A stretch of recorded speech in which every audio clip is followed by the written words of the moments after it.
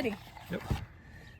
Okay, so here we are today, and we're going to show you how to pot up the dahlia tubers that you're just getting, in case you don't want to plant them until closer to your frost-free date. So you can see this one has some little eyes coming up, so we'll kind of start with this, but this is basically going to give you like 3 weeks. They'll turn green, they'll have leaves, then you can, 3 to 4 weeks, you can plant this, but you're getting it going kind of like in your house or in your windowsill, and it's safe from frost. So I'm going to show you how we do that with, just start with some potting soil, and you're going to want to kind of get the tuber in there so that it's kind of laying down with about 2 inches below the soil line there. So you can kind of see I've nestled it in there. And then we'll just add a little bit more soil. Whoa.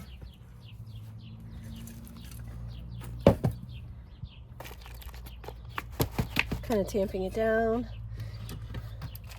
And each one is going to be different, the way you want to lay it in there.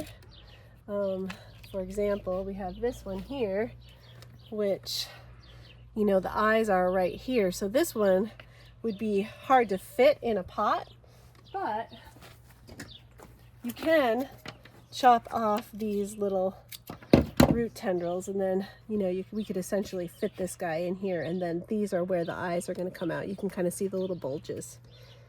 So, and then there's little bulges on that side too. So this one's kind of a tricky one because, the plant will figure it out. It's going to come up from back here. So, dahlias are wild plants. They're super smart. They grew up like in Mexico, in the highlands, they know how to live.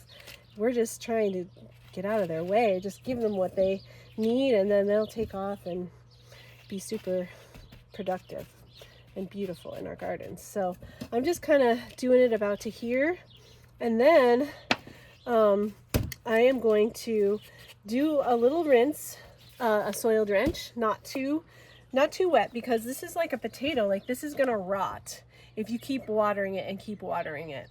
So you basically want to keep the soil just moist, like a Duncan Hines brownie, and then it will have the conditions that it wants to come up. And then once you have a lot of green on the plant, you can water it more often, but don't let it dry out. So I tend to water mine, like I'll put leaves on top and then water them like every 3 to 4 days.